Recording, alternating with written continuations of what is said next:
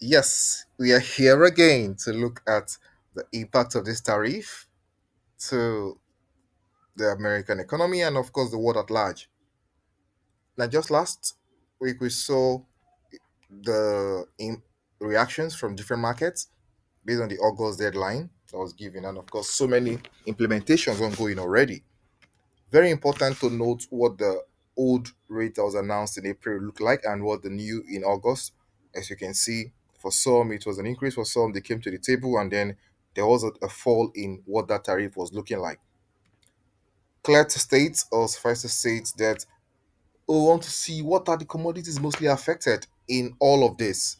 Semiconductors, for instance, was threatened. We have IFATs even up to 100%, and this would give birth to the likes when you talk about computers and accessories, which the US imports a whole lot. So such items are being affected, and this is where caution has to be taken, right, with regards to usability, sellers and buyers. So traders in that market are looking for alternative options, as well as buyers as well, looking okay, where else can I go to so that my overall landing cost or TCO, you know, make me relevant and competitive in the market. That's why it's very important to look at all of these things. In the next slide, I'll go into detail about the specifics of those commodities. So coppers, just in your mind, picture the things you make with these kind of items. When you hear semiconductors, when you hear coppers, automobiles, what comes to mind? Those are what we regular day-to-day people should be concerned about. Steel and aluminium as well. We see some are already being affected already. Some are just threats, and the likes of pharmaceuticals, timber, lumber derivative, and critical minerals. It's important to state that these are in line with that's President Trump's initiative of boosting America's critical minerals future, as well as the lumber one for national security, as he says, and economic stability. So all of those are still being investigated before a decision is made on them, right? So foreign items or foreign produced films were also threatened. We have others, the likes of countries purchasing Russian oil, Venezuela oil. This is where India comes to mind, right? Having gotten the first 25% heat, they also had to get another 25% because of this. Now let's look at this in more detail. Computers and other electronics. We mentioned the semiconductors and copper. A large part of this comes from these trading partners that the US, of course, trade with, which are major contributors, or major import partners or major trading partners to the United States. China, Mexico, Taiwan, Vietnam, Malaysia are core. They are corporates in this field. So, what should our reaction look like for people trading with these particular items? As a shipper, you're looking at alternative sources, alternative destinations rather.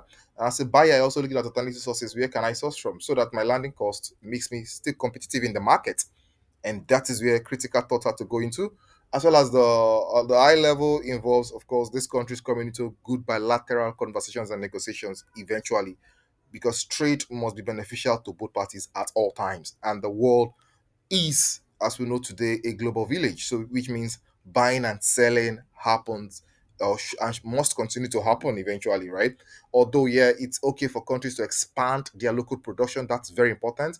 However, no country can, just handle that locally to the satisfaction of her own populace, especially when it is the United States.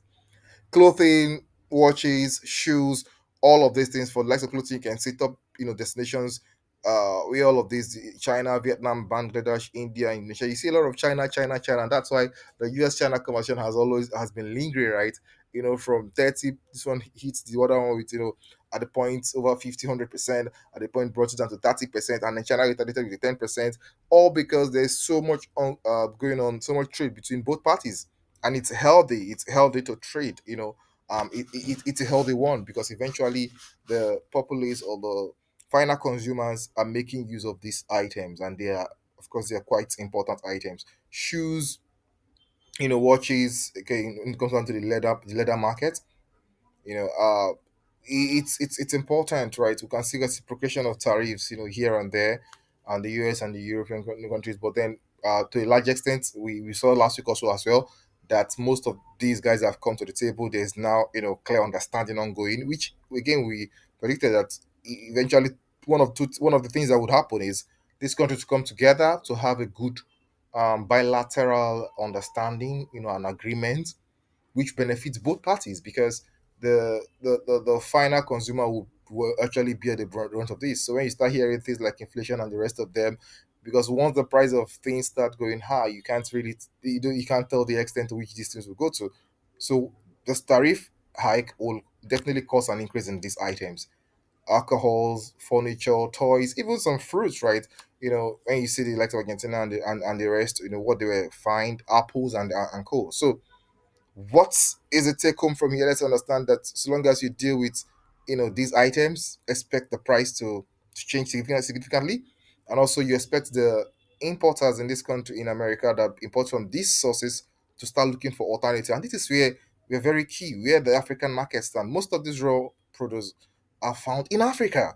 So one would expect that our leaders will take advantage of this, or key players and stakeholders in this space will start exploring buyers in America as well, because the tariffs in African countries mostly ranges from 10% to 15%, right?